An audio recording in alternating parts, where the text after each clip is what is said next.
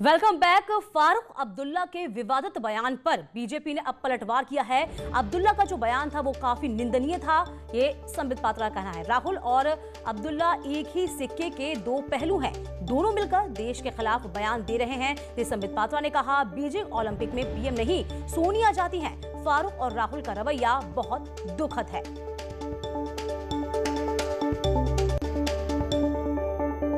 तो फारूक अब्दुल्ला ने कहा था, विवादित बयान दिया था कि 370 लाने के लिए चीन की मदद ली जाएगी। जी हां, अब्दुल्ला ने साफ तौर पर कहा, जम्मू कश्मीर में फिर से लागू कराएंगे आर्टिकल 370।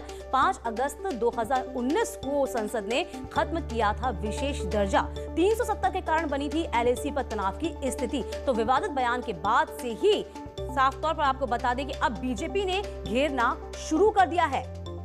और कोई पहली बार नहीं है जब फारूक अब्दुल्ला इस तरह के बयानबाजी करते नजर आते हैं। जब से अनुच्छेद 370 लगा है तब से ही वह इसके खिलाफ नजर आए हैं और इस कानून के बहाली को लेकर लगातार वह अपनी बयानबाजी देते आए हैं। दूसरे देश के साथ मिलकर हम अनुच्छेद 370 ले आएंगे, ये अपने आप में न केवल समझ से बाहर है, न केवल निंदनीय है, मगर सही मायने में कहा जाए तो ये देश विरोधी स्टेटमेंट है। This is absolutely seditious. आप अगर इतिहास में जाएंगे और राहुल गांधी जी के भी स्टेटमेंट्स को हाल फिलहाल में सुनेंगे तो आप पाएंगे कि फारूक अब्दुल्ला और राहुल गांधी में ज्यादा फर्क नहीं है। ये एक ही सिक्के के दो पहलू हैं। मोदी जी से घृणा करते करते अब ये हद हो गई है कि ये लोग अब देश से घृणा करते हैं, अब ये भारत से घृणा करते हैं, अब ये हिंदुस्तान से घृणा करते हैं। चलिए बढ़ते आगे। एक शख्स को हाथियों से इतना लगाव है कि उसने अपनी 5 करोड़ की संपत्ति हाथियों के नाम कर दी। रिपोर्ट देखिए।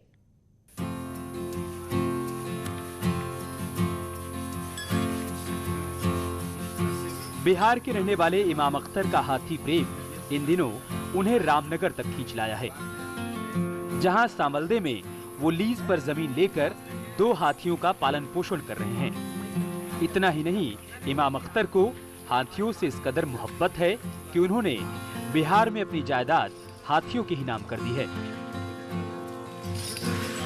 अगर हम हाथियों के नाम की गई संपत्ति की बात करें तो इसकी कीमत 5 करोड़ रुपए है। इमाम का कहना है कि हाथियों के प्रति उनका लगाव बचपन से ही रहा है, जो अब जुनून में बदल गया है। वो हाथियों के लिए कुछ करना चाहते हैं। जैसे कैप्टी एलिफेंट को लोग प्रॉपर्टी बांट लेते हैं बच्चे लोग, और लवारिस हो जाती है, उसको खाना न मिलता है, ऐसे हाथियों के लिए मैं इस देश में काम करता हूँ। हर राज्य में जहाँ भी कॉल आ जाती है कि हाथी लाचार है, बीमार है, मैं वहाँ पहुँचता हूँ। 5 करोड़ की संपत्ति जमीन मैंने रजिस्ट्री कर दिया हूँ इन लोगों के नाम से। आज जब 1-1 इंच जमीन के लिए भाई ही भाई का दुश्मन बन जाता है, ऐसे दौर में इमाम का हाथियों के लिए इतनी बड़ी रकम की संपत्ति उनके नाम कर देना कोई छोटी बात नहीं है। ये पालतू एवं जंगली हाथियों को संरक्षण के काम करती है। ये इसका संस्था बिहार राज्य से रजिस्टर्ड है, यहाँ इसका ब्रांच खुला है। इन्होंने अपने हिस्से की संपत्ति हाथियों के नाम कर दी है और अभी इस जमाने की अभी के दौर में ये बहुत बड़ा बात है।